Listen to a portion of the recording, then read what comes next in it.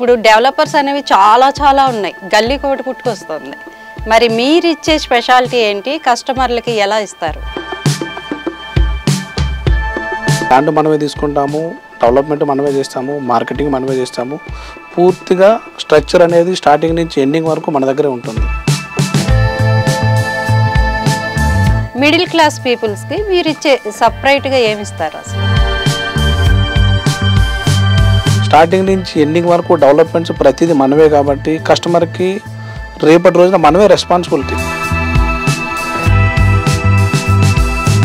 అంటే ఎక్కువగా ఈ ఇంటీరియర్కి పెడుతున్నారు, ఈ మధ్యకాలంలో సొంతంగా చేయించుకుంటున్నారు వాళ్ళకి నచ్చినట్టుగా. దీనికి ఎట్లా ఉంటుంది మీరు ఇచ్చే విధానం? ఇంటీరియర్కి సంబంధించిన ఏంటంటే కొంత చేంజెస్ వస్తూ ఉంటే దానికి అందం పెరుగుతుంటుంది. హాయ్, హలో, నమస్తే, వెల్కమ్ టు అవర్ ఛానల్. నేను మహాలక్ష్మి. ఈరోజు మనతో పాటు Rodian reality developer managing director and chairman Jana Raghuram గారు మనతో పాటు ఉన్నారు. మరి వారితో మాట్లాడి అసలు ఈ డెవలపర్స్ యొక్క స్పెషాలిటీ ఏంటో తెలుసుకుందాం. నమస్తే సార్. నమస్తే మేడం. ఎలా ఉన్నారు సార్? అసలు అంటే ఇప్పుడు డెవలపర్స్ అనేవి చాలా ఉన్నాయి, గల్లీకి ఒకటి పుట్టుకొస్తుంది. మరి మీరు ఇచ్చే స్పెషాలిటీ ఏంటి, కస్టమర్లకి ఎలా ఇస్తారు? డెవలపర్ అంటే నెంబర్ ఆఫ్ కంపెనీస్ ఉన్నాయండి, కానీ మన దాంట్లో పూర్తిగా ప్రతిదీ మన దగ్గరే ఉంటుంది. యాక్చువల్గా ఒక డెవలపర్ అంటే ల్యాండ్ తీసుకొని ఆ ల్యాండ్ డెవలప్మెంట్ చేస్తే డెవలపర్ అంటారు. యాక్చువల్గా ల్యాండ్ మనమే తీసుకుంటాము, డెవలప్మెంట్ మనమే చేస్తాము, మార్కెటింగ్ మనమే చేస్తాము. పూర్తిగా స్ట్రక్చర్ అనేది స్టార్టింగ్ నుంచి ఎండింగ్ వరకు మన దగ్గరే ఉంటుంది. అంటే కస్టమర్కి ఇచ్చే వరకు ల్యాండ్ తీసుకుంటాము, దాని పూర్తిగా పర్మిషన్ వచ్చే వరకు దాని పరిధిలో ఏమేంటి మొత్తం ప్రతిదీ ఎవ్రీథింగ్ మన పరిధిలోనే జరుగుతుంది. పర్మిషన్ వచ్చిన తర్వాత నెక్స్ట్ డెవలప్మెంట్ ప్రాసెస్ అనేది మన పరిధిలోనే జరుగుతుంది. నెక్స్ట్ దాని మార్కెటింగ్ అని మన పరిధిలోనే జరుగుతుంది. ఎందుకంటే దేని సిస్టమ్ టీమ్ దానికి మనం బిల్డ్ చేసుకున్నాము, డెవలపింగ్కి ఒక టీం బిల్డ్ చేసుకున్నాము, మార్కెటింగ్కి ఒక టీం బిల్డ్ చేసుకున్నాము, ల్యాండ్ పూలింగ్కి ఒక టీం బిల్డ్ చేసుకున్నాం. దీనన్నిటిని నెక్స్ట్ మార్కెటింగ్ కానీ ట్రాన్స్పోర్ట్ కానీ మనమే ప్రొవైడ్ చేసుకున్నామండి. ప్రతిదీ మన కంపెనీలోనే ఉంది కాబట్టి కస్టమర్కి పూర్తి సర్వీస్ మనం ఇవ్వగలం. ఎన్ని బ్రాంచెస్ ఉన్నాయి సార్? ఎక్కడెక్కడ ఉన్నాయి? మనకి 2 బ్రాంచెస్ ఉన్నాయండి. నెక్స్ట్ ఒకటి నాగోల్లో ఒకటి ఉంది, గచ్చిబౌలిలో ఒకటి ఉందండి బ్రాంచ్. 2 బ్రాంచెస్. అంటే ఇప్పుడున్న ప్రస్తుత పరిస్థితుల్లో ల్యాండ్ అనేది చాలా వాల్యుబుల్ అయిపోయింది. మీరు మధ్యతరగతి వాళ్ళకి, అంటే మామూలుగా విఐపీస్, సెలబ్రిటీస్ వాళ్ళు ఎట్లా ఉన్నా కొనుక్కోగలరు. మిడిల్ క్లాస్ పీపుల్స్కి మీరు ఇచ్చే సపరేట్గా ఏమి ఇస్తారు అసలు? సపరేట్గా అంటే యాక్చువల్ మన ప్రాజెక్ట్లో స్టార్టింగ్ నుంచి ఎండింగ్ వరకు డెవలప్మెంట్స్ ప్రతిదీ మనమే కాబట్టి కస్టమర్కి రేపటి రోజున మనమే రెస్పాన్సిబిలిటీ. కొన్ని థర్డ్ పార్టీ దగ్గర మార్కెటింగ్ తీసుకుంటారు, వాళ్ళు ఫ్లాట్ సేల్ చేసుకొని వెళ్తారు. డెవలప్మెంట్ చేయకుంటే అది మా పార్ట్ కాదండి, డెవలపర్ వేరే ఉన్నారు, మేము ఓన్లీ మార్కెటింగే అన్న స్ట్రాటజీ అప్పుడు అప్లై చేస్తారు. ఏంటంటే ఇక్కడ ప్రతిదీ మన అండర్లో జరుగుతుంది, ప్రతిదీ మన రెస్పాన్సిబిలిటీ కాబట్టి కంపెనీకి రేపటి రోజున కస్టమర్ వచ్చారంటే ప్రతిదానికి రెస్పాన్సిబిలిటీ మేమే కాబట్టి ప్రతిదీ మేము చేస్తాం. ఎందుకంటే మా పరిధిలోనే ఉంది. థర్డ్ పర్సన్ అనే వ్యక్తి ఎక్కడ ఎంటర్ గారు. ప్రతిదీ ఏది కావాలన్నా మా దగ్గరే ఉంటుంది కాబట్టి దానికి ఏమన్నా సొల్యూషన్ మా దగ్గరే కాబట్టి మేమే చేస్తాము, దాన్ని ఇక్కడ వరకు తెచ్చుకోము. ప్రతిదీ మేము చేయటం వల్ల కస్టమర్ అనే వ్యక్తి రేపటి రోజు నష్టపోరు. అదే మెయిన్ కావాలి. ఎందుకంటే వాళ్ళు అంత డబ్బులు దాచుకున్న డబ్బులు సొంత ఇంటి కళ అనేది అందరికి ఒక ఇది కాబట్టి సొంత ఇంటి కళ రేపటి రోజున ఒక ఇన్వెస్ట్మెంట్ పెడితే రిటర్న్స్ కానీ కస్టమర్ ఎక్స్పెక్ట్ చేస్తారు. అది ఇటువంటి దగ్గర పెట్టారంటే స్ట్రక్ అయిపోతాం. ఏంటంటే రిటర్న్స్ అనేది ఒక ప్రాజెక్ట్ తీసుకుంటే ఆ ప్రాజెక్ట్ని పూర్తిగా ఎప్పుడైతే డెవలప్మెంట్ చేస్తామో అప్పుడే రిటర్న్స్ స్టార్ట్ అవుతాయి. ప్రాజెక్ట్ అట్లా మిడిల్లో కానీ మనం డెవలప్మెంట్ చేయకుండా ఆగిపోయిందంటే రిటర్న్స్ ఎప్పుడు రావు. ఎందుకంటే రీసేల్ అనేది ఎప్పుడు స్టార్ట్ అవుతుందంటే ఆ ప్రాజెక్టు కంప్లీట్ అయిపోయిన తర్వాత రిటర్న్స్ అనేది రీసేల్ అనేది అప్పుడు స్టార్ట్ అవుతుంది. రీసేల్ కూడా అంటే ఎన్ని సంవత్సరాలు సార్ ఇది మన డెవలపర్ అనేది ఎన్ని సంవత్సరాలు అయింది స్టార్ట్ అయ్యి? మనం 10 years నుంచి మార్కెట్లో ఉన్నామండి. మల్టిపుల్ వెంచర్స్ కంప్లీట్ చేసాము. ఆల్మోస్ట్ మనకి హెచ్ఎండి లిమిట్స్లో ప్రాజెక్ట్స్ కంప్లీట్ చేసాము, డిటిసిపి లిమిట్స్లో కంప్లీట్ చేసాము, ఫార్మింగ్ కాన్సెప్ట్లో కానీ కంప్లీట్ చేసాము. అంటే మల్టిపుల్ వెంచర్స్ అయితే మనం కంప్లీట్ చేసాము.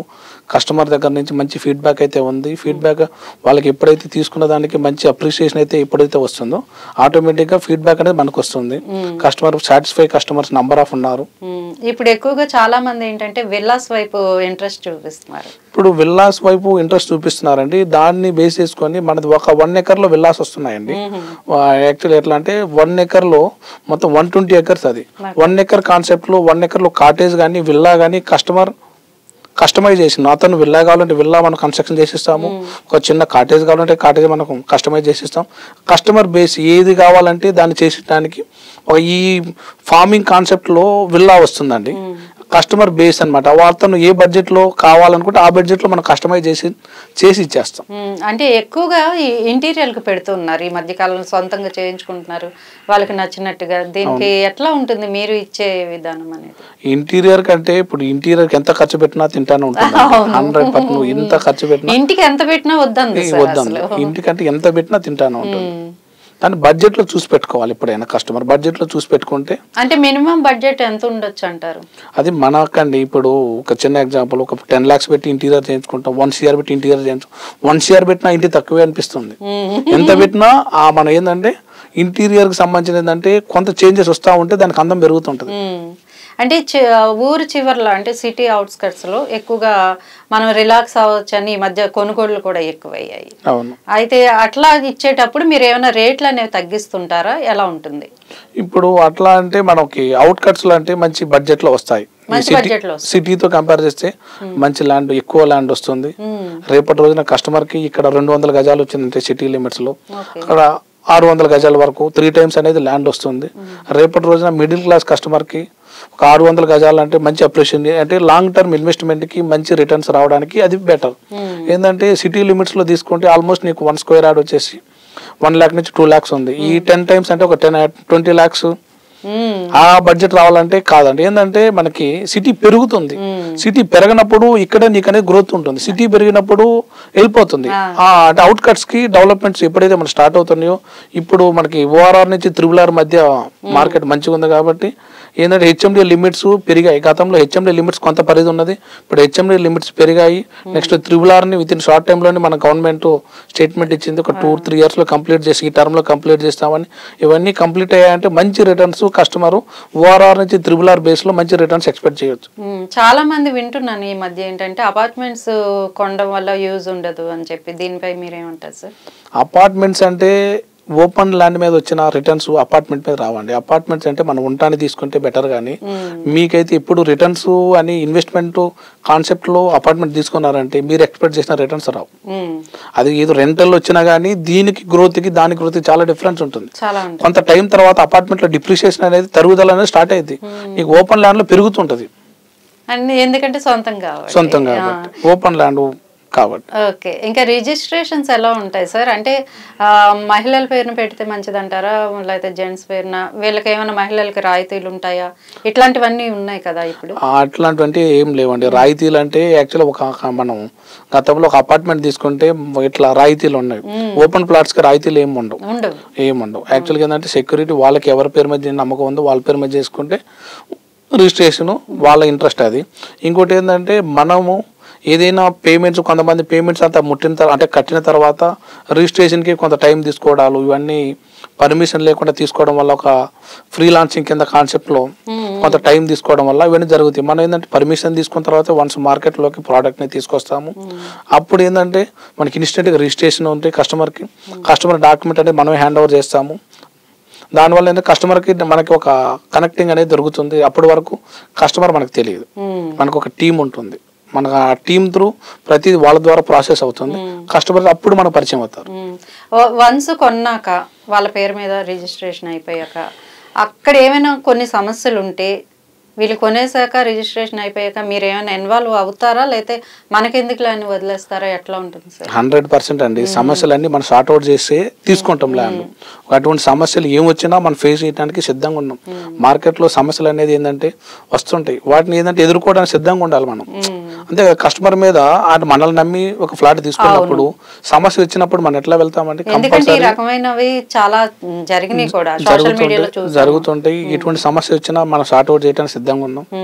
దానివల్ల ఎటువంటి ప్రాబ్లం ఉండదు. కస్టమర్ ఏంటంటే మనల్ని నమ్మి తీసుకున్నారు కాబట్టి ఆ భరోసా అనేది మనం కంపల్సరీ కల్పిస్తాము. దాంట్లో ఎటువంటి సందేహం లేదు. సో మీ డెవలపర్స్ ద్వారా మీ కస్టమర్స్కి ఏం చెప్పాలనుకుంటున్నారు? మేము మా ప్రోడక్ట్ని మంచి బడ్జెట్లో తీసుకురాగలం, మంచి ఎమ్యూనిటీస్ ఇవ్వగలం, ప్రతి వర్క్ క్వాలిటీతో చేస్తున్నాం. ఎందుకంటే ఆ డెవలప్మెంట్ అయితే ఏదైతే ఉందో అది మనమే చేస్తున్నాము.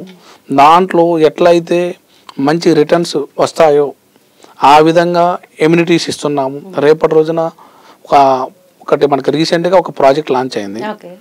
అది రిసార్ట్ కాన్సెప్ట్. యాక్చువల్లీ అది 220 acres అది. ఆ కాన్సెప్ట్లో కస్టమర్కి ఫ్లాట్ తీసుకుంటే విత్ ఇన్ షార్ట్ టైంలో మంచి రిటర్న్స్ వస్తాయి. ఎందుకంటే ఓన్లీ DTCP నామ్స్ ప్రకారం ప్రాజెక్ట్ చేయట్లేదు, అది ఒక రిసార్ట్ బేస్డ్ కాబట్టి రేపటి కస్టమర్కి మంచి రిటర్న్స్ వస్తాయి. ఎందుకంటే రిసార్ట్ ఎప్పుడు ఓపెన్ అవుతుందో ఆటోమేటిక్గా మన కస్టమర్స్ కానీ బయట వ్యక్తులు కానీ ఆ రిసార్ట్ సర్వీస్ని యూజ్ చేసుకోవడం స్టార్ట్ అవుతుంది. వన్స్ స్టార్ట్ అయిన తర్వాత ఆ ఏరియాలో ఆ రిసార్ట్ బేస్ చేసుకొని ఈ ల్యాండ్ అనేది అప్రిషియేషన్ ఆటోమేటిక్ పెరిగిపోతుంది.